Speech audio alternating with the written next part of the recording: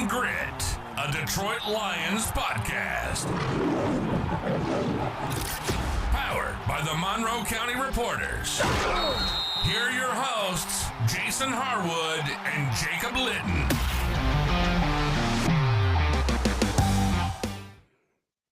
All right, welcome to another episode of Talking Grit, coming to you live on YouTube, Twitter, and Twitch.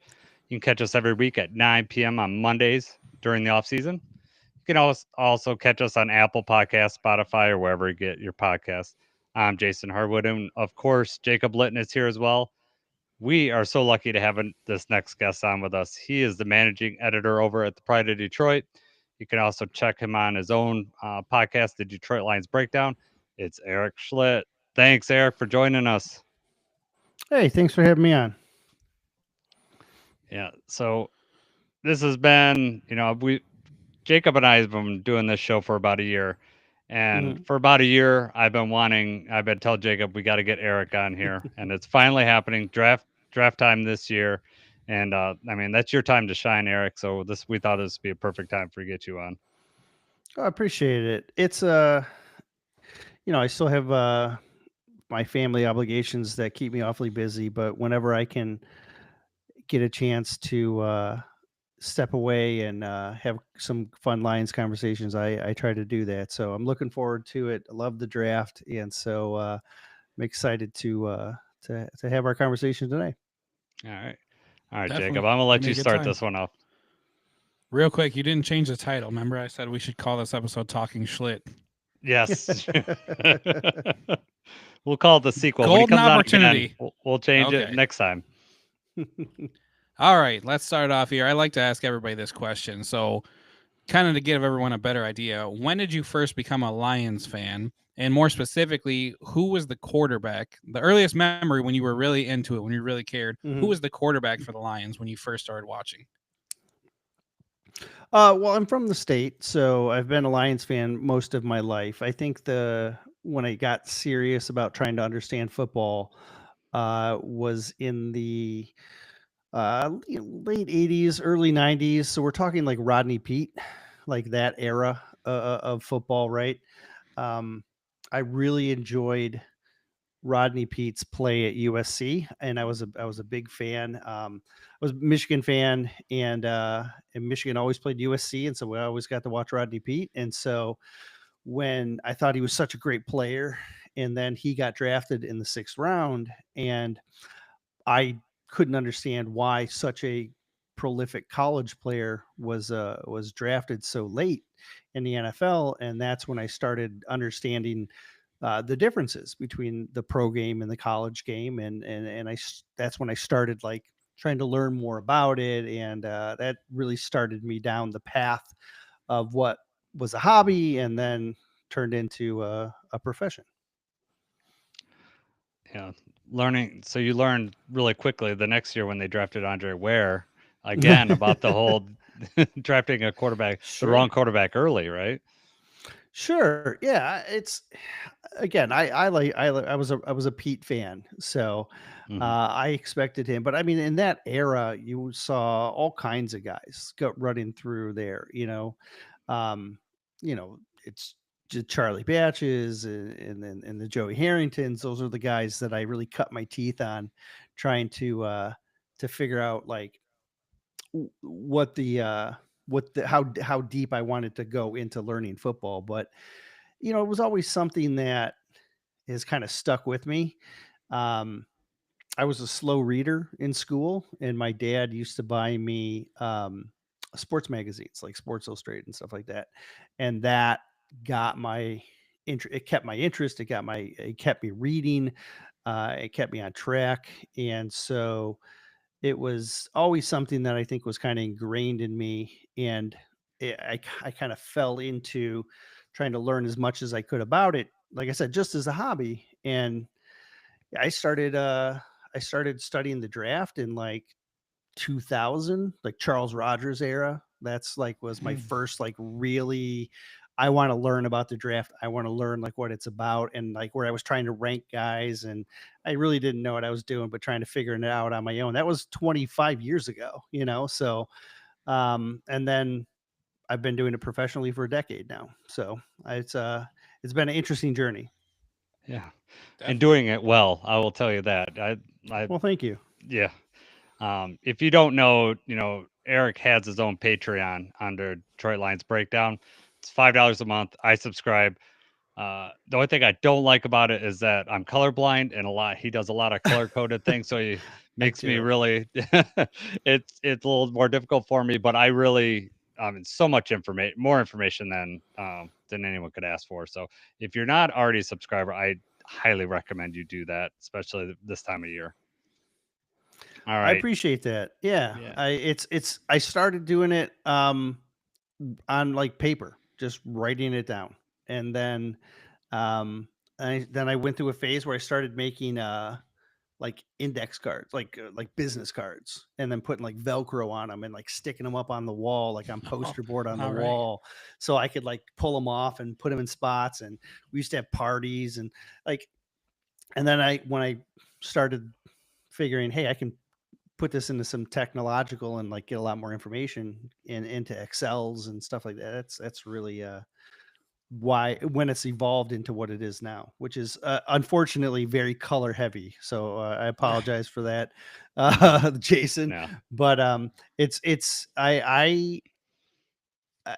have a propensity to use a lot of color to help me analyze things quickly. Like I can, if I just by looking at things by the color usage that I do, I can see things without even having to read it, right? And so when you're trying to look up information quickly, for me, it's just my default. So no apologies necessary. There's, it's okay. I don't expect you to change anything on my account, but it's awesome. So I do highly recommend it. Now, Eric, I've seen you wear a Tigers ball cap every once in a while. Are you a Tigers fan as well?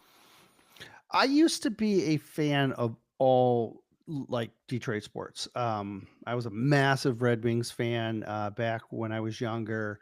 I played hockey. I played soccer. I played baseball when I was younger, but I was 12 and I went from like batting first to like batting last, and I couldn't figure out why I couldn't hit anymore. And I was doing all these other things, so I was like, oh, I'll just stop playing baseball. And then I got glasses like 3 months later, and I didn't figure it out that it was my glass, that I needed glasses to hit the ball until I was like out of high school. Like I didn't put the two together. Oh, But I enjoy watching all Detroit sports. I used to have boards for all the sports teams. But when I really started honing in on the Lions, that's where all my energy goes now. And I've kind of moved away from it a little bit. Now I'm more of a casual fan. Yeah. So my first question that I'm going to have for you, and I didn't give you this in the outline, so my apologies, but I came up with this on Saturday, and yesterday he had a really big hit. But Spencer Torkelson, which if you're a casual fan, you're aware of him, I'm assuming. Sure. Mm-hmm. So first round pick of the Tigers. He's been a kind of up and down. He started out this season very well. So I'm going to say, who is your Lions equivalent of a first rounder that maybe had some struggles and then started to show promise of a breakthrough? Not saying he came through, but just a player that, was like, oh, man, he struggled. I really want this guy to do good. And now he's shown some promise. Is there anyone in your history that you could think of that would fit that description? I mean, I think we could stay within the current team and just talk about JMO. Just talk about JMO. Sure. Like JMO had a rough start to his career. Injury, it limits him in what he can do. Then he's not on the same page when he is playing. Then he gets suspended, and then he's still having his rough patches, and eventually starting to come into his own at the end of year 2. And then in year 3, he starts to break out a little bit more. He has a 1,000-yard season, and now we'll see where he goes in year 4. But I mean, he's the prototype, I think, for that scenario you're laying out. Yeah, I think so too. Who do you got anybody, Jacob? it was hard for me, to try to go through because it's like, I guess I don't want to jinx what may be of the future for the current people. I was thinking maybe like a TJ Hawkinson, kind of rough first year and then really came on the second year and then, kind of proved himself. Ziggy Ansah, the defensive end. He came, he was real raw. First year was not so great, but the second and third year he played really well. Yeah, it's hard for me to choose a current player. Just, J-Mo's a good one, though, because he's kind of right on par with Torque. Weren't they drafted the same year? Let's see. I don't know. I think Torque had to be drafted before that, right? I don't know. This is That's why this is not a Tigers podcast. Yeah, right, but right. I guess the guy that the name of player that you guys didn't name was Javid Best, who's I know that his career after with the injury took off, but he was done for. But he had that game against the Bears when he blew up, and he only played one game after that. And you're thinking, oh my God, this is the team. Lions were going to be 5-0 after that Chicago Bears game where he went off. And you're thinking, oh man, we got some things going here. And then one game left, and he gets a concussion. So that was the only one that I had. I do like your JMO though. That follows the same timeline. Now, hopefully, I like yours better than mine because they both can excel this next year. You're hoping that Torkelson keeps going, and you're hoping JMO takes the next step, right? Mhm. So I like all that. All right. Before we move on to some draft stuff, we just wanted to hit a little bit on the offseason. Last week was the NFL owners meeting. Did anything that Dan Campbell, Brad Holmes, or Rod Woods stick out to you, Eric, that they said? I think the biggest takeaway for me was just the fact that they made a point to say that they wanted to get younger at wide receiver. Most people assumed that they were going to try and get a younger version of Tim Patrick. And so we've been kind of looking at wide receiver X's for a couple of years now. But I wonder if they'll also be trying to add like a wide receiver 6. Like they're going to want somebody that they can get to maybe develop behind Tim Patrick. I think that's a known, but I wonder if they're going to try and get like another Isaiah Williams like they had last year, like some other type of gadget player. Doesn't necessarily have like he may be third in line, in his position, but he's still talented enough to be productive. He can still contribute in other ways. And so I do wonder how much of an investment they're going to put in trying to add to the receiver room, because there's an opportunity there, I guess. Yeah. I was kind of struck with when Brad Holmes, the JMO extension, and picking up, sound like foregone conclusion they're going to pick up the 5th-year option, but he was very timid on giving the extension talk with JMO, whereas Kirby, he's like, that's going to happen. Hutch, that's going to happen.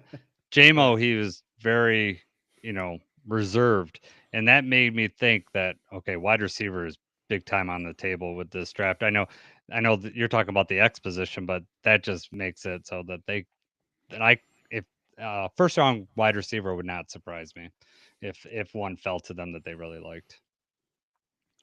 Yeah, it's going to be interesting to see how how this wide receiver group plays out, because there's a nice group at the top, and then there's another group of players that are have talent, could maybe use a little bit of refinement, and then there's a whole bunch of like um, slot type guys that are in there after that. But it's and every year it seems there's a large pool of wide receivers that the NFL can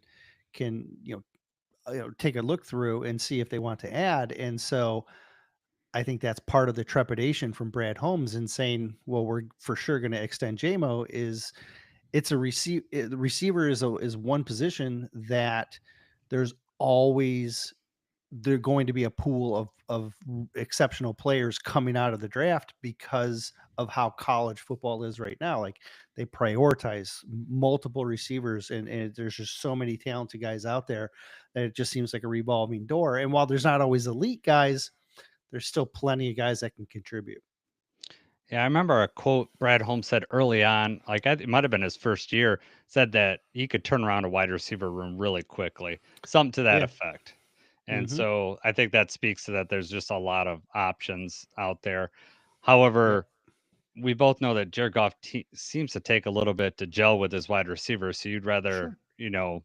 have I could see why drafting this year would be good to develop that chemistry so that next year he's ready to take place of a Tim Patrick or, decide what they want to do with JMO. Yeah. All right. What are your impressions of the Lions offseason? You happy with it? Do you think, it's kind of went the way you thought, or? Yes and no. I did expect them to retain a fair amount of players. I don't think I expected them to retain as many as they did. But one of the themes that I've been preaching this offseason is it takes less investment to retain someone than it does to go get someone new, right? That's a staple in the business world, right? Whenever you're if you're in sales, it's harder to get a new customer than it is to retain a customer. It's harder to get a new employee and instead of retaining, because it's easier just to retain guys. So if you have a championship level roster and you want to be able to go into camp just rolling, it makes sense to retain a lot of guys. And I do think that they also got a lot of them cheap. And so um, I understand the ideology behind it, even though there was some tempting excuse me, there's some tempting options out there. Were you surprised by them signing Pat O'Connor and Al-Quadin Muhammad as early on in the offseason as they did? No, not necessarily, because I think they're core players for what they want to do, right? Excuse me, I got a little tickle there. He can't even look at Jason for more than 10 minutes. I know. I'm an intimidating guy. I just am. No, like with Muhammad, he played a key role. He was a key guy down the stretch. O'Connor, same thing. And while retaining them, the way I think the Lions offseason went is you typically have like these waves of free agency, right? You have this first initial wave where you're spending on some of the top tier free agents out there. You're seeing big money go out there. Usually lasts like 3, 4, 5 days, and then there's a little bit of a lull, and then after that you have your second kind of wave of guys that come in, and that usually lasts like 3, 4, 5 days, and there's a little bit of lull again. With this year's class, because it wasn't as deep, I felt like there was like 2 days. Like the first wave was just like 2 days. That's when all the big money was being spent, and then that was kind of it. And then there was the next wave came in, and the prices all dropped, and then you got that next wave and that was like 2 or 3 days. And so what normally would be like a big 5-day spending period, in my opinion, they kind of got both the first 2 waves out of the way. And once you kind of went through those first 2 waves and you kind of sorted through that tier 1 and tier 2 players, they were in tier 3 5-6 days into free agency. And I think that's when they were like, okay, well, we've already sorted through the tier 1 and tier 2 guys. Let's just go into our next step. Why waste time? Let's just go start filling our roster with these other maybe tier 3 guys that are maybe going to be more bubble players or guys that can come into camp. And so they did seem to make more move, like later moves they would typically make later, a little bit earlier, just because I think everything was accelerated because of the lack of depth in the free agent class. That makes sense. I was we did a pod and I kind of thought they were going to hold off. Not that I didn't think we were going to re-sign, O'Connor or Al-Quadin, those two especially. I just thought it was probably going to take a little bit longer, during free agency. And then, it happened really quickly. Why do you think the Lions got Levi back on the deal they did? Because that was kind of a surprise to us too. Kind of expected him to be able to get more money, than what the contract was. Yeah, if you looked at the predictive models for Levi, they're very wide ranging. They started out projecting upwards of like 7 to 8 million, and then it went up to 10, and then it was 12, and then you were seeing some models project him even at like getting 14 million because of the level he was producing at. For me though, in my opinion, I think they were able to retain him simply because there's a medical history there that is unknown for a lot of teams. And so teams going in with Levi into his draft, there wasn't any medical flags that really popped up. All of his medical flags popped up when he was with the Lions, and the Lions have all of those medical records. So all these teams looking at Levi from the outside, they would have to physically bring him in and then run him through these medical tests in order to get be able to ascertain how significant of an injury status he has, what's the long-term projection on it.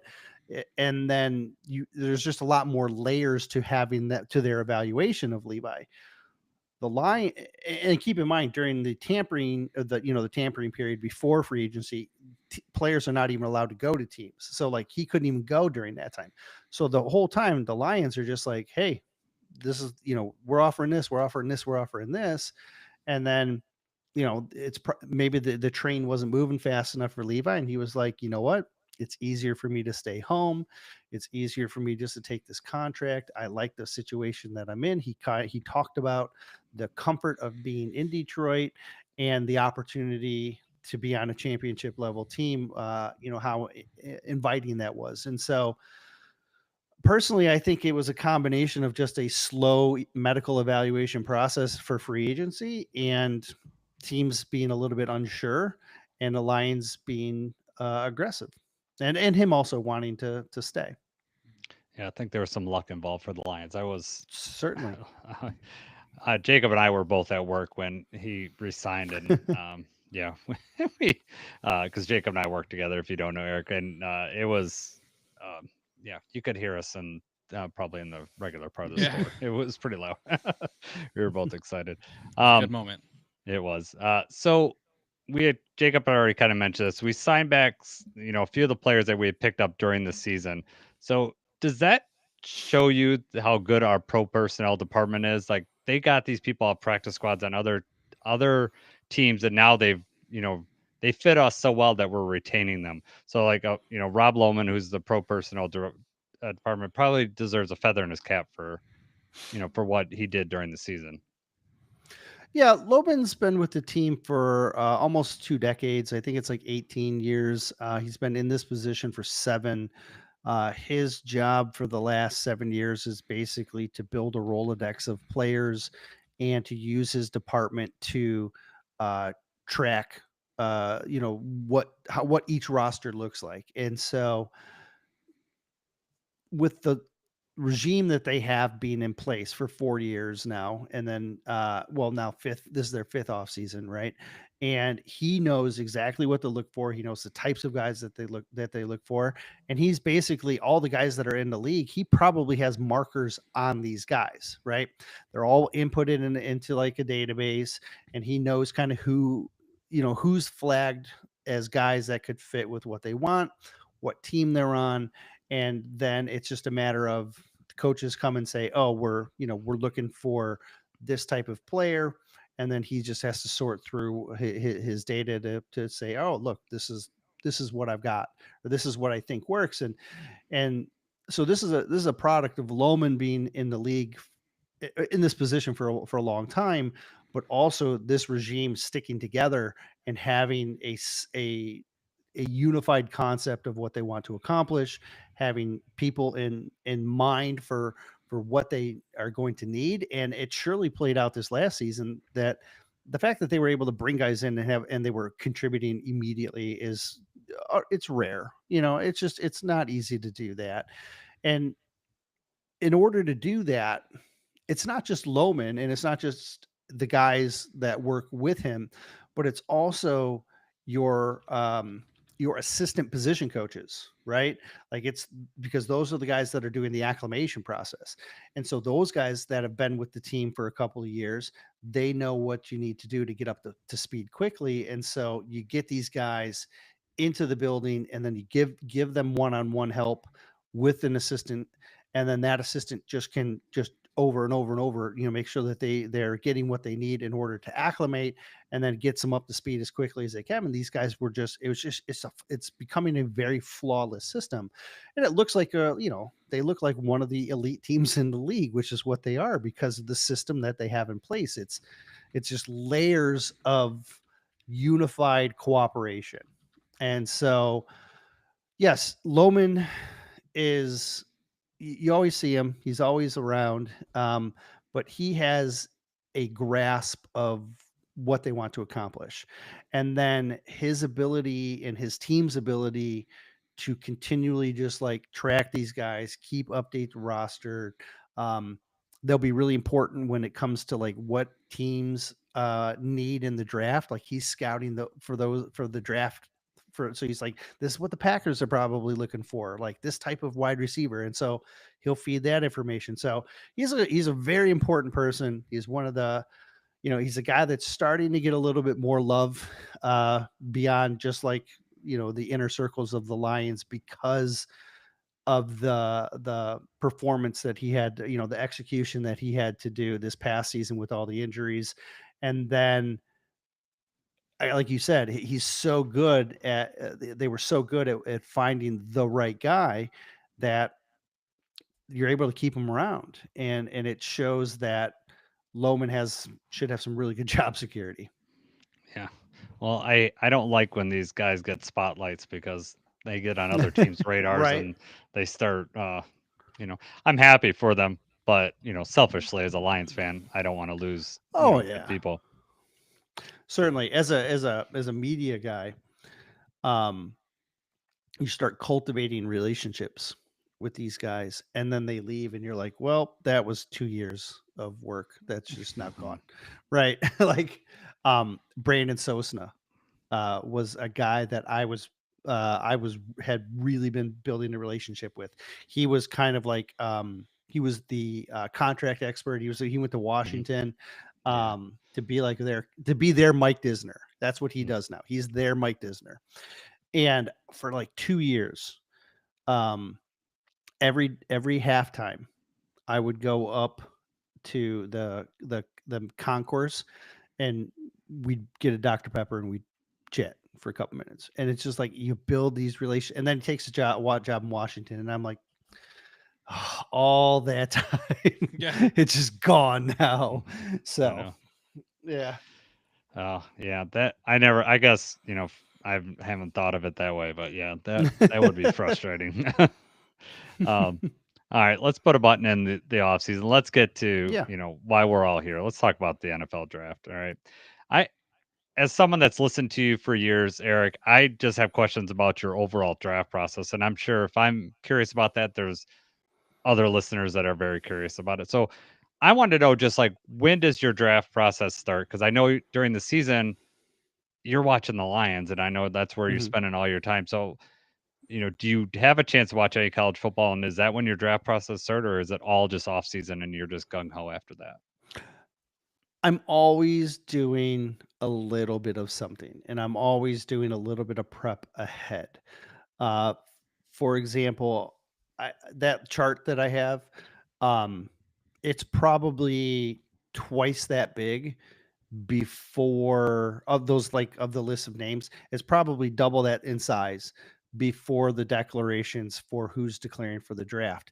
And then I take those names and I pull them out and I put them into the current file.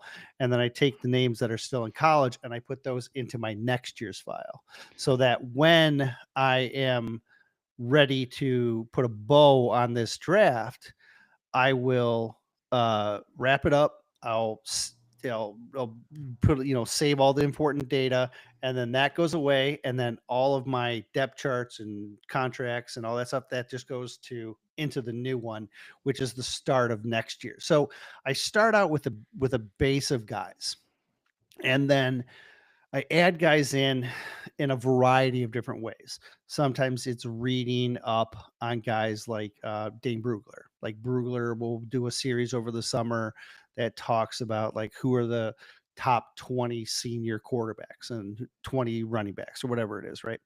And so he'll do some articles. I'll read them from different sources that I've learned to trust over the years, and I just start adding names in as I go, and I kind of rank them, as I get comfortable with them. And for the most part, it's just kind of like just putting them in like to their position groups just to kind of get a base out there. And then once I have my base, when the Lions were picking higher, I was watching a lot of college football during the season because I was writing articles on on Saturday mornings. It was like who to watch in college football today, right? And stuff like that. Because um, it was a lot more significant when the Lions were picking. Everybody was interested. People wanted to read those articles because the Lions were bad and they were interested in who should they watch for the upcoming draft. Now that the Lions are good and they're picking near the end, the Lions, people are less interested in wanting to know, and they just are watching college football for fun. And so I've kind of backed off my college football studying during the season. I will still watch it for entertainment, and I'll still make my notes and I'll still read articles here and there, but it has changed as the Lions have improved. But as I'm adding these guys, I'm trying to see, is this a guy that I think could do well? Do I really like how he plays? And I'm always thinking like, how would they fit? Would they not fit in with the Lions? Because that's really what the priority is for my job. For when I'm cultivating this list, it's all about how does it fit with the Lions? Because there's a million guys out there that will write top 100 lists for the draft, but they just rank the players based on how they see them as being talented. You don't often get guys that are ranking players for their specific teams. And so that's what I try and do is I'm trying to be, someone who's contributing like just for the Lions. And so as I'm building the board, I'm trying to like take into account, okay, this analyst that I like is speaking highly of this player, and then maybe I'll try and get a little bit of game film on that player, and I'll just take a look at him, just short clips or whatever, right? Just to kind of get a feel for these guys as I go, and then when the season ends, that's when it just gets like really chaotic for me. At that point, I've got a board. I've got some ideas on guys. I've put some sort of semblance of rankings. Most of the time, it's just like I like these 5 guys. I like these. Then these next 5 guys are my tier 2, and then it's like everybody else, right? It's normally just small kind of groups. But once the season ends, then I really start to go into what do I want to learn? And I start with the Lions' needs first. So I just start watching a lot of edge guys, or I start watching a lot of offensive linemen, and I don't get to running back until like April, right? Or maybe like late March or something like that. But I'm spending most of my time just trying to get my hooks in. Who are the important guys at the positions of need? Do they fit? If they don't fit, are they still a guy that the Lions could use if the Lions do something different? Like if they're changing schemes because they change coordinators, like are they going to change schemes? Like that was something I had to take into consideration. So I had to expand my reach a little bit more. So then it just becomes more fine tuning, more studying, more reading. I start watching a lot more game film of the college guys. And it's nice when the season's over because you're not kind of like trying to figure it out as you go. You can go back and watch like a whole bunch of all on. It's like binging a season. Like, you don't have to like watch 1 week at a time, right? You just binge the whole season on one guy and you're like, I got a good idea what this guy is. And over the years, I've gotten my own kind of like habits and routines for what I look for in certain guys at certain positions, because I know those are things that the Lions look for in certain guys in certain positions. So I can watch a guy and I can know pretty quickly, is this someone who might fit or might not? And so what I end up doing here is like, I'll try and do like a position group. I'll be like, okay, I watch 5 minutes of this guy, like one game cut up or something like that, right? And I'll be like, does he look like a guy who fits? If he does, I'll put him in this column. And if he doesn't, I'll put him in this column. And then once I kind of go through like 30 or 40 guys and I kind of separate them into yes or maybes or no's, then I go through the main one. And then once I get through that main one, then down the road, then it just becomes a priority. I go through all the main ones for all the positions. Then I go back and I start going through like the maybes for all the positions. And so it's just a process of kind of like breaking it down, trying to prioritize which guys, because there's like 400-500 guys that are out there, right? And like, you can't just do full studies on like one position. You have to be able to say, I don't want to waste my time. So how do I narrow the process? And that's what I've done. That's what I've been doing for the last 25 years, is how do I narrow the focus for the type of guy that I'm looking for? And in the past, it's been pretty easy with certain general managers because they look for very, very specific traits. With homes, it gets a lot trickier because there's so many intangibles, grit, and all those things that come into play that make things even more complicated, because you can watch a guy do the film process and you can say, all right, I got a good handle on what this guy can do on the field, but I don't necessarily know what his character's like. And so now I've over the last 4 years, I've been trying to figure like that stuff out. So it's just a process. It's a long like process of just sorting and then looking at these small groups and trying to prioritize things. And then eventually you start getting a bigger pool and a bigger pool and a bigger pool of players. And I prefer to tier them off. I know people rank in a variety of different ways, but I kind of look at them like in tiers. Like, I think these two guys are kind of comparable. I think these guys are kind of comparable. I expect them to all kind of be drafted around the same time. And then I like to and then I'll end up prioritizing guys based on, like I said, Lions need, and then how well do they fit. And then that's how the board comes together. But we're talking about this is happening over 3 months, right? Like it's 3 months of just a lot of work and sorting and narrowing down and stuff like that. So it's a long process, and I know that's probably a long-winded answer, but that's the process on how it works. And so if you're ever like, there'll be people that come to me and they'll say like, hey, what do you know about this guy? And I'll be like, I just don't know, because it might be because I just put him in a maybe bucket. You know what I mean? And I just haven't gotten to that guy yet. And I'm still kind of going through some of those no's, and I'll try and go back and maybe double check. Are they really a no?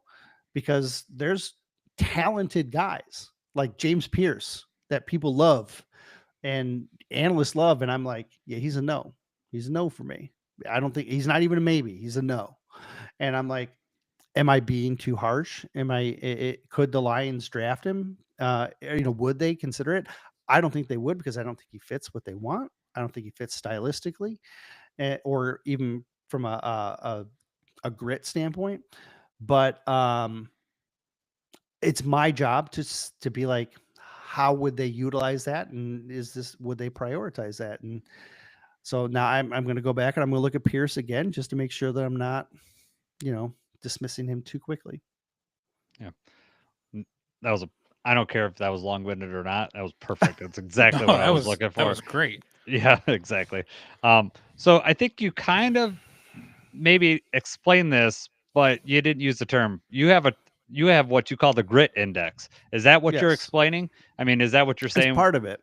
Yeah. Okay. So Yeah, why don't you explain to me what, and the listeners, what the grit index is then? So when Bob Quinn was a GM, I created a system called the Quib system. It was called the Quinn Quib, QIB. It was the Quinn influenced benchmarks, which means it was very simple. It was, they look for these measurements in these categories for this type of player. And I could predict pretty good what type of player Bob Quinn was interested in, just based on physical traits. That was it. And because that system that he and Patricia ran was very predictive. They liked big Jelani Tavai linebackers, right? They liked very specific guys that fit athletic benchmarks. And so I just did some research, figured out what those benchmarks were, and then I created a system where I could predict, and it seemed to work out well. So when Brad comes in, I tried to do another one. for Brad Holmes. I called it the hit list because it was the Holmes influence traits. So I thought hit list was sweet. I'm like, oh, it's going to be cool.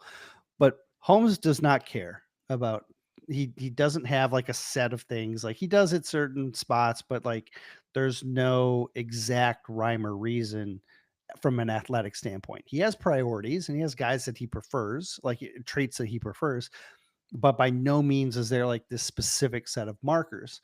And so the one thing that keeps coming up was grit, right? Like it's like, what does grit mean? And then, Dan's on Hard Knocks and he's doing that big grit speech, right? And he's talking about how important this character is and what they're all about and that core identity. And so I'm like, I don't know how to quantify this. Like, I don't know exactly what to do. And my buddy Anthony, who is between the numbers on Twitter, Anthony was like, "Hey, I got this idea on how you could quantify it." And he approached me with it, and he's like, "I don't know if you're interested in trying to, develop this." It was something he was interested in doing, and he's like, "Maybe we could collaborate and kind of like work together." And so Anthony kind of came up with some parameters. I helped adjust it and I put my own little like kind of spin on things, and he started doing a lot of research for me, and he was getting information on these guys because while I'm studying film, he was doing a lot of like behind the scenes stuff, looking at interviews, reading articles that are focusing on certain character traits. And so he was doing a lot of work for me and then delivering that to me. And then I was trying to contextualize it.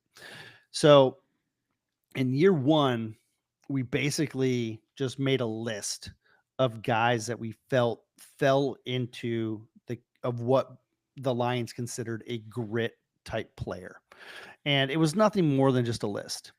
And so then we were like, we're off to a good start here, but we need to be able to separate these guys a little bit more.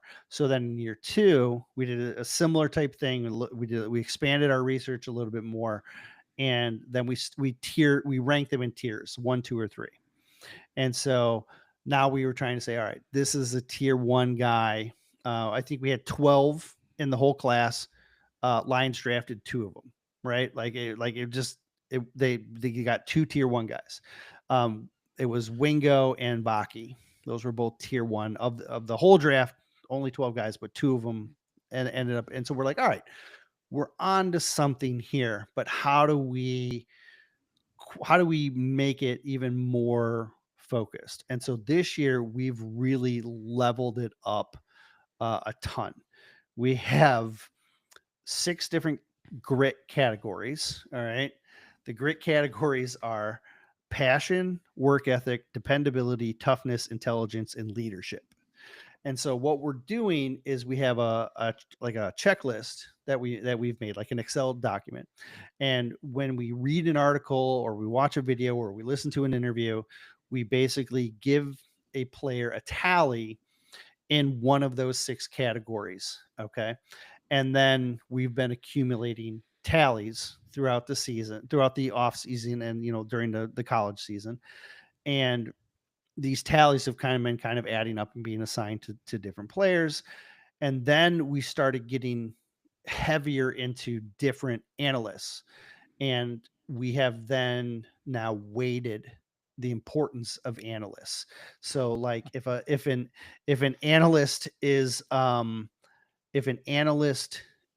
we rank the analysts by what is their breadth of coverage? Like how much coverage do they have? Do they focus on 300 guys or just 100? What is their depth of analysis? What is their credibility? What is their focus? Like how much focus on grit do they have? So then each analyst has their own grit score, and then their grit score is weighted. So if Dane Brugler says that a guy is intelligent, it carries more weight than if CBS Sports says the guy is intelligent, right? And so now we have this 6 layered tier, 6 groups that are all weighted differently, and then each of those subsections is weighted with the analysts as well. And so what we're getting kind of like a final grit score that's going to be, we're still trying to like fine tune it and make sure that it's working, but it's going to have a much larger range of grit score. It's not just going to be tier 1, 2, or 3. It's going to be like a score, like you're going to have like 25 points or whatever, or you're going to have this. And so I'm sure there's going to be nuances that we can't quite figure out, but we've been collecting data for a while now, and we have the majority of what we need done. The Dane Brugler's The Beast is going to be our last kind of like resource that we're going to dive into. And then we're going to kind of sort through that, pull out little indicators from that. And then we're going to just kind of fine tune things and see how it goes. But it's a fascinating thing because it's expanded what we consider like what a player's grit level is based on the way people talk about them, whether it's analysts or like college coaches, or how they talk, or how the players talk in interviews. And it's just a variety of different sources that we're trying to get to, and then sort through to find out what players which players are standing out, which players are consistently standing out. And so which players might fall higher on the scale than others. And so it's still a work in progress, but when it's done, it should be pretty cool. And we're going to publish all of our data as well. So we've been keeping track in an Excel document, and we're going to have all the markers. And then we've also been putting like little what's it called when you put a little note, you can put a little note on a cell. We've been adding in what the note is that caused us to give a tally in that category under that person. So it should be a working resource document that people can kind of look at and be like, oh, this is where this guy fell. And then we're going to put the whole document as part of the Patreon.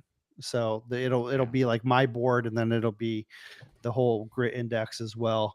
I'm not sure if we want to put it out on POD or if we're just going to do like the final scores or exactly how it goes. I have some ideas, but it's turning into something pretty cool. And if we score guys high and then they end up going, like, we'll know that we're on to something. If it doesn't work, then we'll adjust and we'll figure it out, because we're just trying to guess at this point. And so it's just studying research and trying to figure out if we're guessing right. Jacob, when are we going to see Eric on Inside the Den? He's going to be the one getting high fives from Brad Holmes one of these drafts, right? Hey, it's cool. But you nailed it with Vaki and Wingo. I mean, for those both to be in tier 1, I mean, and it's not like those guys were, round 1 projections. So you can tell you did your research and you knew what we were looking for. Like, that's brilliant. The only guy that wasn't on the grit list was Manu, and that's only because we didn't know how to do research on him, because he didn't even show up till like a week before the draft. Like, that's when he popped in. So we didn't have like any research on him. So he was the only one that was, of the last year's draft class, he was the only one not on the list. So we feel like we're in the right direction. Yeah, right. Man, we could end the podcast now and I'd be really happy, because that was exactly what I wanted. I wanted to know that behind the scenes stuff, and I hope other people are as interested in that as I am, because that's great. Yeah, no, for real. Yeah. So you kind of touched on this a little bit in the answer, but does the fact now that the Lions draft later, does that reduce Erik Schlitt's enjoyment of the draft process at all, or is it deepen it because there's more unknowns? A little from both, I'd say, right? Like, I enjoy the intensity of being right up early. I think that's fun for any fan to be like right up in the mix of the early draft talk.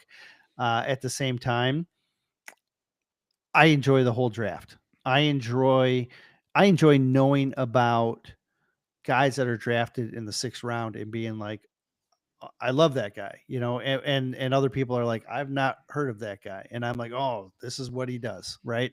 That I enjoy that aspect of it as well. So, um, some of my favorites have always, it's weird. Like I love the offensive line, and it always seems like I fall in love with like a guy or two on the offensive line, and then they end up, if the Lions end up getting them, it's like at weird spots, and people are like, "Is this good?" And I'm like, "Oh my goodness, this is why I love this pick."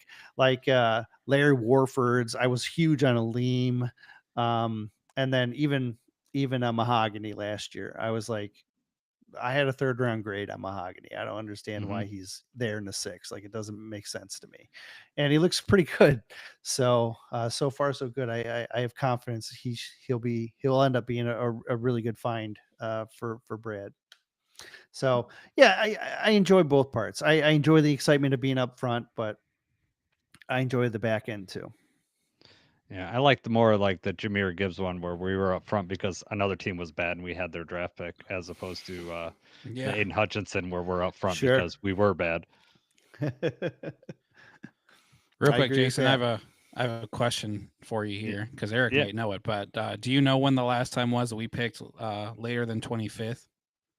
Later than, well, I mean, the 40 we thought, oh, Round well, I mean, one. we round one, like, well, after the 49ers, it would have been, we were supposed to, but then we traded up. So, I mean, the last time we made a pick after 25 in the first round, do you know who that player was and when it was? Late first round. Late as our first pick, or like Our first pick. We our drafted first number pick, 'cause 28. I was like, we've had somewhere we've traded up.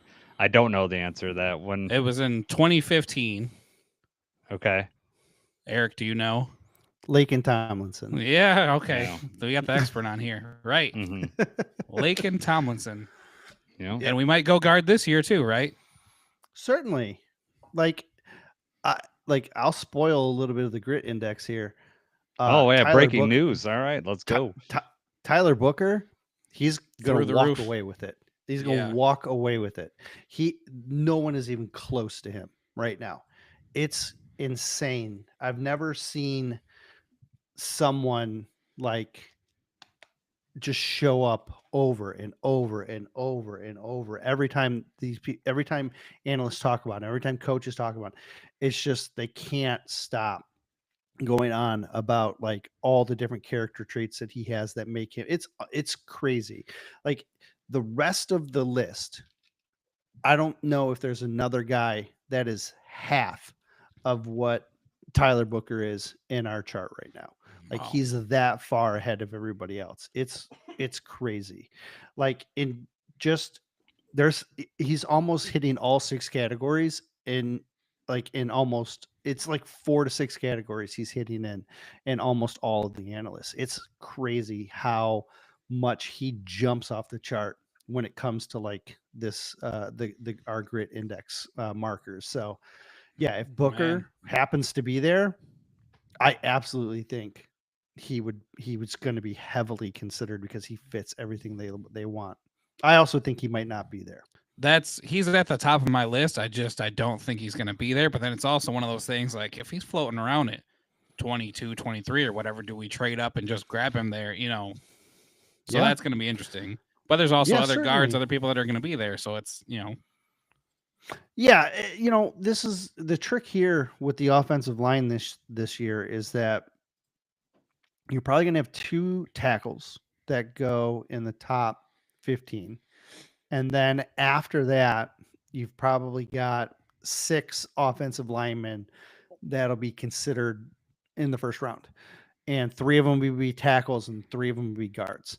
And all 3 of those kind of tier 2 tackles could probably also play guard.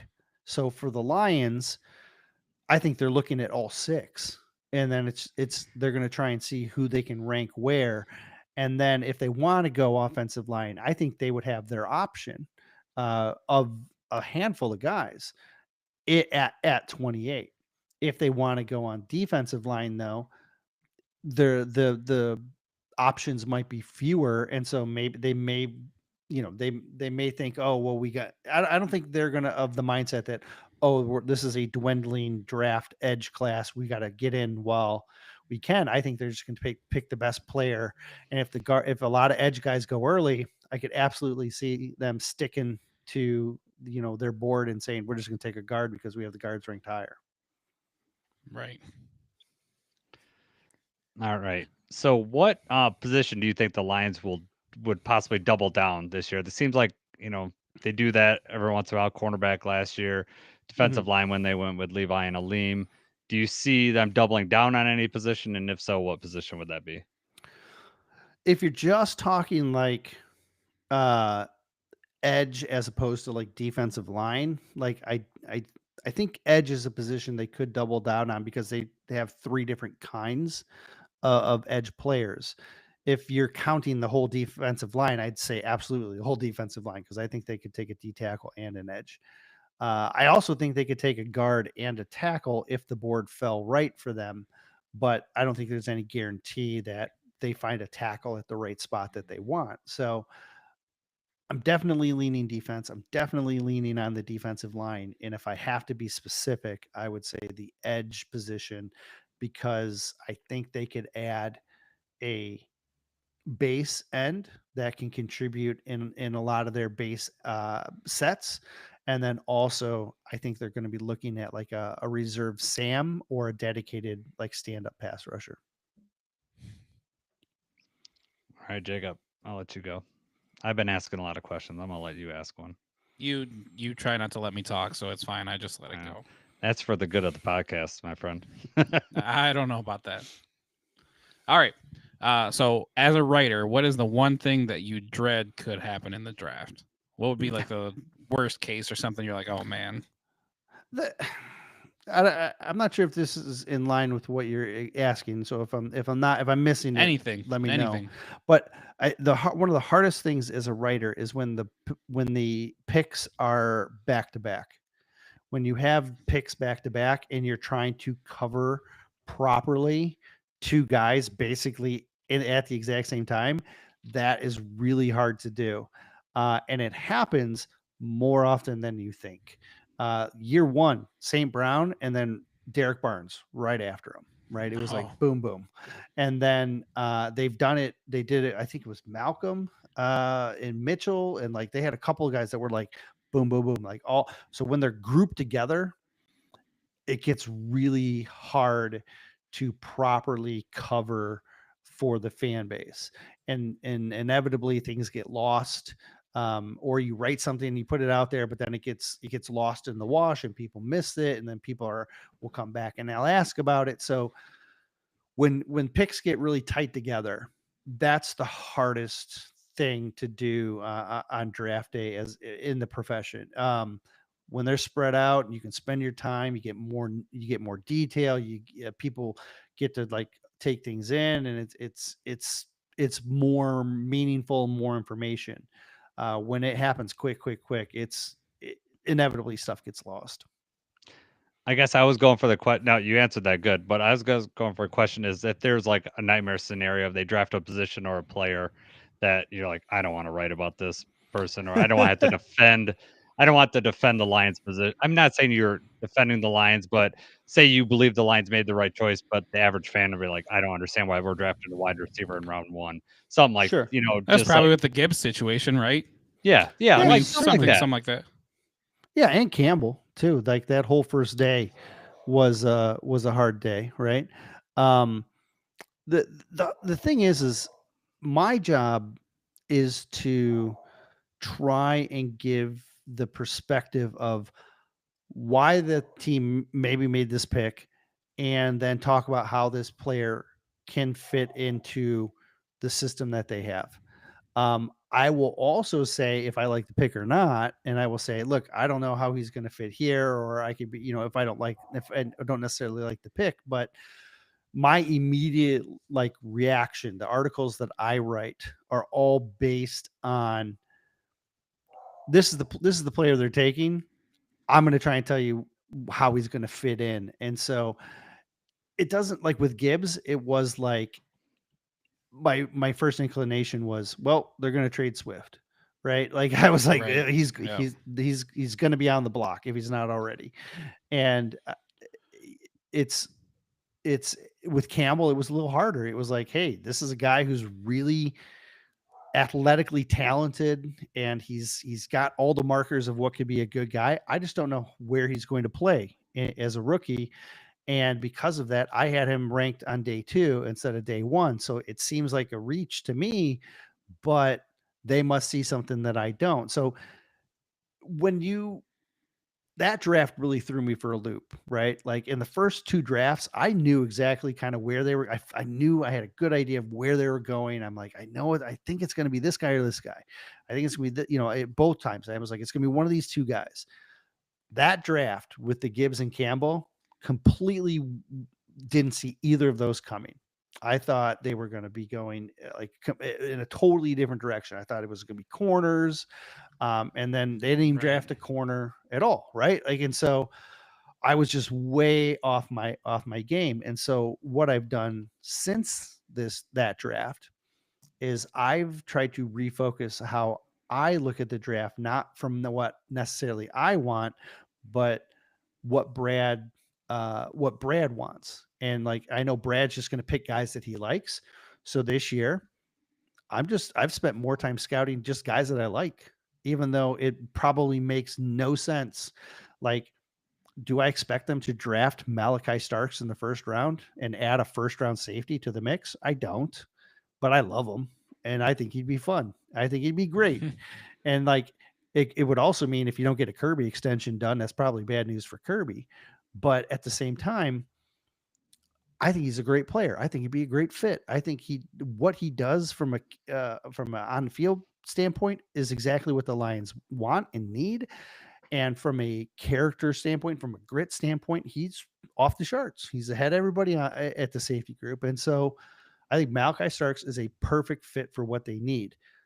But it doesn't make sense to me to draft him. But I like him, so I'm going to talk about him, and because I know that's what Brad does. If Brad likes a guy, he's going to take him. So for me, in my mind, I'm like most fans. I'm like offensive line, defensive line. That's what makes sense. That's where I think they should go. There's going to be talent there. That's what they need. That's where they need depth now and in the future. That's where they should focus. But it wouldn't surprise me at all if they pick Starks, because Starks is such a good fit for what they want. And even though there would be a lot of fans like calling for Brad's head, which is like, again, kind of ludicrous, but that's right. What would happen. So like Starks, it wouldn't make sense to me to draft him, but he fits. And so I like him. I'm going to talk about him. That's my approach now this year is if I like a guy, I'm going to talk about how good he is. All right, we're wrapping up on your hour, and we've told you about an hour, so I'm gonna get one more draft question, and then we're gonna hit the Honolulu Blitz and head out of here. So, because we really appreciate you taking time out to help us out here. So, look, I know I'm long-winded, so I know I don't mind going over. I know it's my fault that I go over. So okay, no worries on my end. I know I like to talk. Thank God he said it, Jacob, because I was gonna say something about you being long-winded. No, all right. No, that is why we have you on the show, and that's why I enjoy listening to you. But so Lions always seem to keep an undrafted guy. Not gonna ask you to predict the undrafted guy because that's gonna be too tough. But let's just say the position group. What position group would the Lions most likely keep an undrafted guy this year if you had to, rank a couple? It's tricky this year because of how many guys they've retained. They don't have as many spots as they normally do. Normally they have between 12 to 15 spots that they add undrafted free agents. This year they have 9. And so it's going to be a much smaller class than what we've seen in the past. So they're going to have to be very deliberate in what they're looking for. I wrote an article, I think after week 1 of free agency. I'd have to go back and look at it to see if it's even, how relevant it is now. But I wrote an article on like, this is how many people they keep at each position going into camp. Typically, like they usually keep between this many and this many receivers. They usually keep between this many, like whatever, right? Offensive line. So I kind of have an idea of the spots that they need to fill. Some of them could come in the draft. Some of them could come in the UDFA class. The one that stands out to me is wide receiver. They typically go into camp with 12 wide receivers. Right now, they have 7. So they're 5 below what they typically have. Now, if they draft one, then that helps. But it wouldn't surprise me if they ended up adding like 2 or 3 wide receivers to the mix. And because you only have like 4 guys that are for sure locked in St. Brown, JMO, Khalif, and Tim Patrick, you have 2 spots that are open. And one of them could be a draft pick, and the other one, that could be a free agent, right? So 5 or 6 receivers is pretty typical. They tend to like to keep 6. It doesn't always happen that way, but if the talent's not there, they won't. But You saw that last wide year. receiver, yeah, right. And wide receiver looks like a light group right now. Like I said, you've got 7. You normally have 12. Offensive line, you usually keep 15 to 17, and they're at 13. So offensive line looks a little bit light.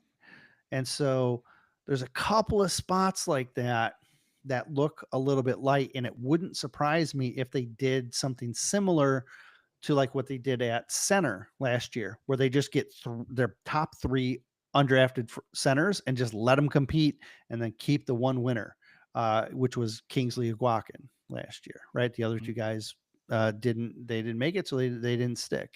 And so if they got like 3 UDFA wide receivers and then just let them compete and let one guy see if he could earn wide receiver 6, or maybe do enough to maybe stick around in a practice squad, wouldn't surprise me at all. So couple offensive linemen, a bunch of receivers, and a couple of safeties too. That's the other spot where normally you have like 6 to 8. Right now you only have 5. So you could add anywhere from at least 1 to 3, 3 more safeties. Couple more corners could be put into play as well. But it's like, so a couple defensive backs, wide receivers, and offensive line. Those seem to be the spots that I think that they're light multiple guys. So I'm expecting some UDFAs at those spots. All right, Jacob, before we get to the blitz, you got any questions that you wanted to ask him? Or are you good? No, I think he touched on everything. Like, I know. very informative. I know. Eric, did we leave you anything for your own podcast? I just want to know. Oh yeah, I Okay. got lots to talk about. Yeah. I got a lot. I always find something. All right. We're going to get into our section called the Honolulu Blitz. I'm going to hit this.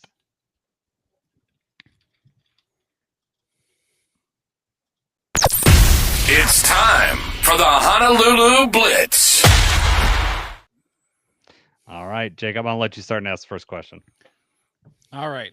First question, Eric. If Jahmyr Gibbs repeats his 2024 performance of 1,412 yards, what place would that put him in the Lions' all-time rush list? Oh, like Right? statistically? Yep. Yeah. Oh, Where would that put him all time in terms of rushing yards if he repeats? jeez. Probably like top. I would think it would be like 5. Probably. That's my guess. I'll say 5. Close. 6. That would put him at number 6. So he's currently at 2,357. That would put him 3,769, which would just pass James Jones. It'd be behind Jason. You have to help me out with this name because this guy played in the early 60s. He played in 1959. I'm not going to know this guy. Eric and I are the same age. So anything you say against me, you're also saying against our guests. So I want you to watch yourself. But yeah. No, I didn't. It's Nick something. Nick P. Pietrasante. Yeah, that's what I'm guessing. That pretty good. However, if he does it 2 years in a row, which is a big ass, 1,400 yards 2 years in a row, he'd pass Billy Sims at that point, be right behind Barry. Oh boy! So he could be going into getting his extension and be number 2 all time. That's pretty good. All right, Eric, I'm going to ask you this next question. This one, This was the first debate we had on here. This was like one of the first so debates. we want to know this. Yeah, so you could be the deciding factor. I'm not going to tell you who's on which side till after you answer the question. But which interception to you is more iconic? The Iffy one where they won the division title, or the Barnes one that was in the playoffs later on to get to the NFC Championship game? If you had to pick one that was more iconic, which one would you pick?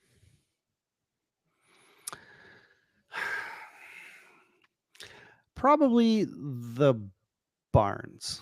I think the Barnes one stands out as more because it just they were on such a roll there. I think the Iffy one will go down in history as like it'll be meaningful, certainly. But the Barnes one is just like it was unexpected. It was like it kept up their momentum. I think the Barnes one, if you're talking iconic, the Barnes one was pretty special to me. All right, you're on Team Jacob. That's the right answer, Eric. That was okay. I just, for me emotionally, the Iffy one, just because the Vikings were to come down and we hadn't won a division. You know how it is since '91. Before that, So for me, I go with the Iffy one, but now, and Jacob and I argued the opposite. Like he liked the Iffy interception more, and I liked the actual interception, the play itself. Yes, the Barnes one I liked more than, but he liked the Iffy play a little bit better. Yeah, I agree with you there. Yeah. All right. I'm going to ask this next question, Jacob, just because. No, this is you. Yep. This is all me. So this is an Aaron Rodgers question because I don't know. I came to your live taping of the POD and I asked you an Aaron Rodgers question there and got you all fired up. And I had to ask you one on this podcast. So which is the better ending for you personally, like that you like more? Would it be no team wants Aaron Rodgers this offseason and he just goes off into the sunset, or he signs with a team, has a terrible season, and ends up being benched mid-season? Which one would you rather see? Well, I can in both scenarios. It's terrible because any Aaron Rodgers is terrible. Because I feel like if he didn't get signed by a team, he'd end up on a network, and that would be terrible. And so I also don't think he'd ever get benched. But I do enjoy him struggling. I like Pittsburgh, and I think it's going to be a real shame when he signs with them and ruins them. But yeah, I'll go with the latter. Just let him go ruin another team and tarnish his reputation a little bit more. He's terrible. He's washed, and I'm ready to be done with him.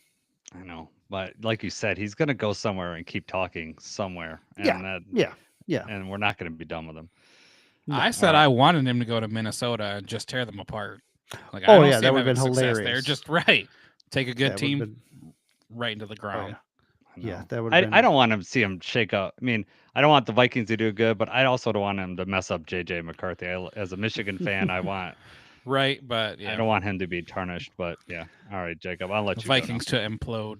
All right, next question: favorite Barry Sanders run of all time? If you had to pick one that comes to mind. Jeez.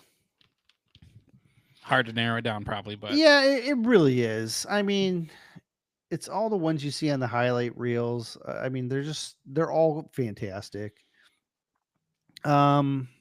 Stutter step with them big old shoulder pads. I like the two that I like the most are the Dallas one where he runs into the pile and then escapes the pile. But the one that I would probably put ahead of that is against the Patriots where he turns the safety inside out and the safety just keeps turning and can't find him. Like it's just quintessential Barry. Like he just grasping at air and can't figure out where he is because he's just a little Houdini. So I'll go with that one. That's a good one. Nice. I like the camera angle on that one too, because it's always close up and on that. And it's really cool. My favorite is probably the Lynch one where he just like runs him over and just. I love that one. That in the hole where he where he comes up and it's Lynch and he just just Lynch grasping at air. Yeah, he buckles down and there's nowhere to. Still can't square him up. Yeah, it was amazing. It'd be amazing if it was a no-name safety, but a Hall of Fame safety at that, and he just Right. made him look, foolish. And I think they were in the like their creamsicle jerseys too, which that makes me like that play even more. All right, Jacob, I'll let you ask the last one too. All right, last question for you. Favorite sports movie of all time? Any sport. Oh boy. Like, are we talking like realistic or like just No, like just anything sports anything's related. on the It's up to table? you. Anything you consider to be a sports movie. It's tough.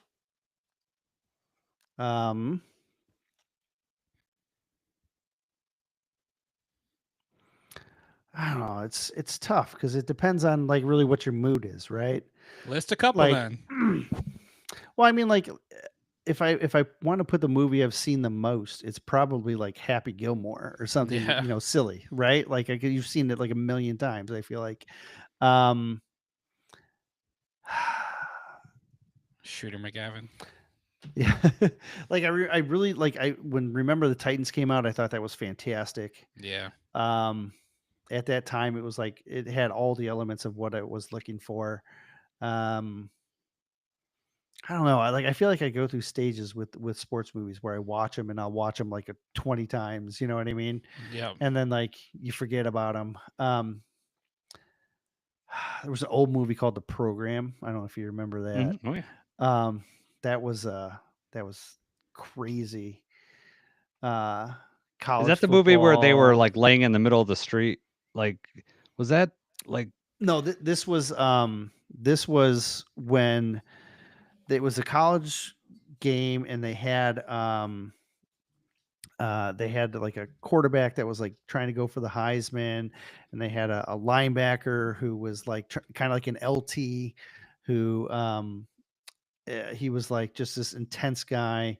They had like a uh, another linebacker who like was like shooting up roids all the time and like putting his head through car windows, and it was like all the bad stuff of college football, what college football could be. This is But that's kind Omar of like Epps and Halle Berry.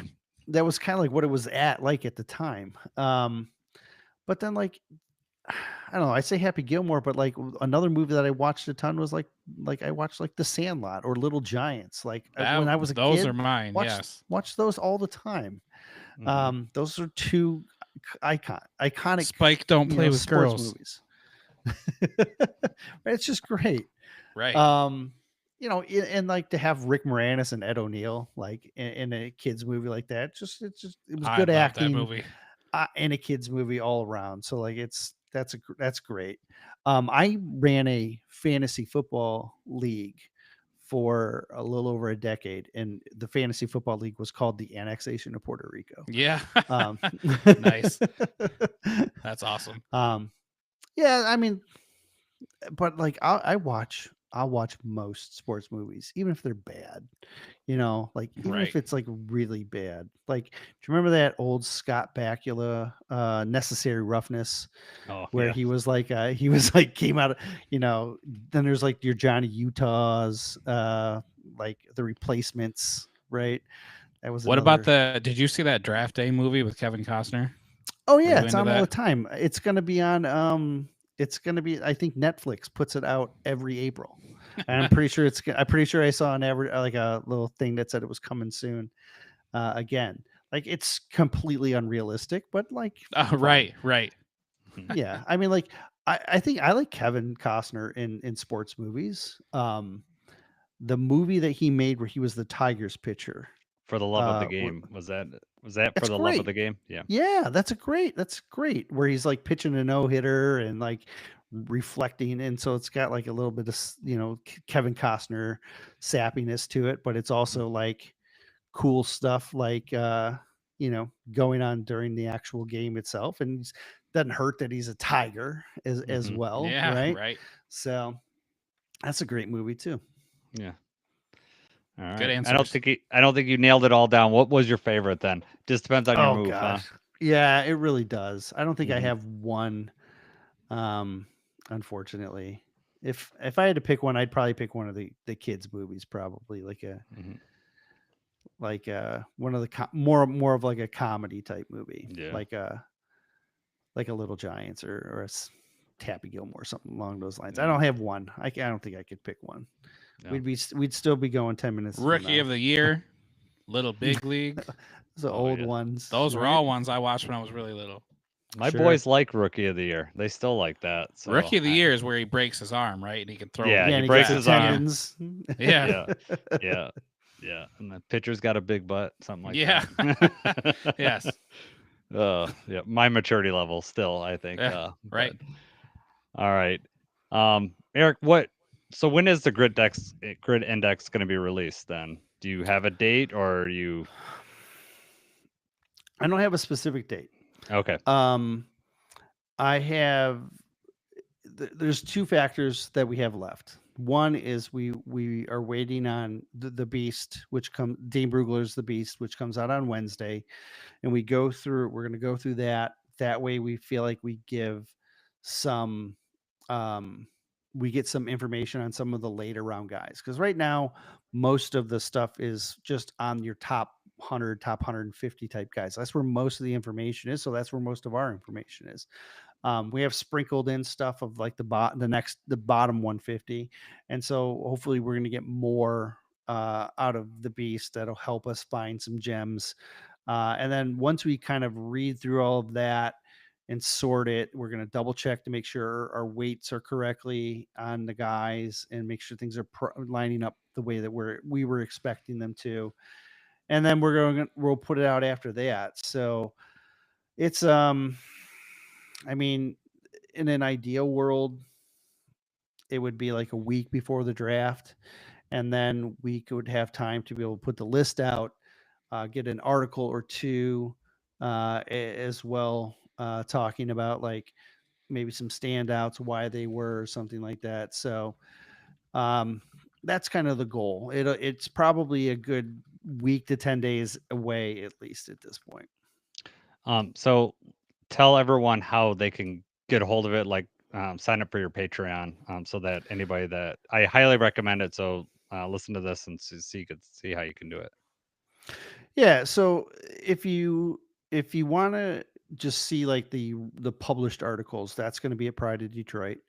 But if you want to have access to the index itself, that's going to be on the Patreon. So the easiest way to do it is just type in Patreon. It's Paetron, and then just then type in Detroit Lions Breakdown Podcast, because that's the other podcast I do with Joe. And so so I got my I got the POD podcast I do with Jeremy, and then I got the Detroit Lions Breakdown podcast with Joe, and then we subsidize the DOB podcast with the Patreon. That's how we keep that's how we upgrade our equipment. That's how we keep the website going. That's how we publish things. Like, so we run it through the Patreon, and my thank you is basically here's the draft board that I'm building for myself, and then we're going to add the grid index to that as well. So, yeah, Patreon, and then Detroit Lions Breakdown Podcast, and then I'll typically, if you follow me on social media, I will typically post some links and stuff like that when it comes out, and I'll probably like pin it to my profile page. So if you click on my profile, if it's pinned, then it's out. If it's not, then be patient.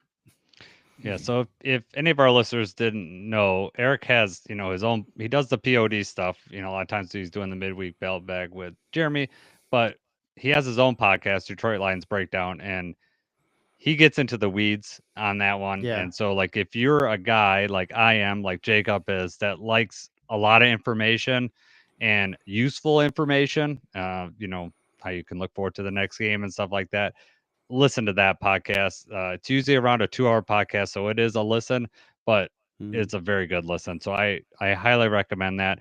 I listen to POD all the time, like before I had this podcast, and that's how this podcast really kind of came about, was when POD went down for a little bit, and it wasn't until that point, Eric, that I realized that you had your own podcast, and so Yeah. and I mean, you don't do a lot of self promotion on that, so yeah. I mean, and I could understand that there might be a conflict of interest. I'm whatever, but it's not just a repeat of what's on the POD. It is like an in-depth look at, during the season, at the upcoming opponent and, the previous game. So I do highly recommend you guys giving that a listen. It is a good listen. Thanks. Yeah, it's definitely in the weeds. It's for people who know football and are interested and want to know is all the stuff that I'm like that I do to prep for the week. That's all in there. And I'm always open to ask questions and I try and deliver it in a teachable way, but it's definitely there's no nonsense. It's just we get right into it and we get into the grittiness as quickly as we can, right down as fast as possible. And yeah, we got a lot to say and it does take time. The podcast can be a little long, but it's really because it's such a complicated and beautiful game that we want to be able to get even more in depth than the an average podcast, whether it's POD or Talking Grid or whoever, right? Like it's just a little bit different, a little bit more intense, but it's fun and there's people who enjoy it. Yeah, I'm one of them. So, all right. Thanks. Eric, thank you for, spending your time with us. Thanks for all the Absolutely. communication that you've had with us. You've been quick to respond to everything that I've come up with. And I look forward to you having you on in the future. And I look forward to, keep listening to your, stuff with Jeremy and your own stuff. Appreciate it. Yeah, it was fun. I sorry I extended your time longer than you were probably anticipating, but No. Do not apologize. This was great. Yeah, exactly. well, I'm happy. I was happy to join you. All right, good. All right, so I guess there's just one thing to say. Go Lions. All right. All right, if you can just stay on for just a second while it uploads. It's almost uploaded, Eric, but Sure. Dude, that was brilliant.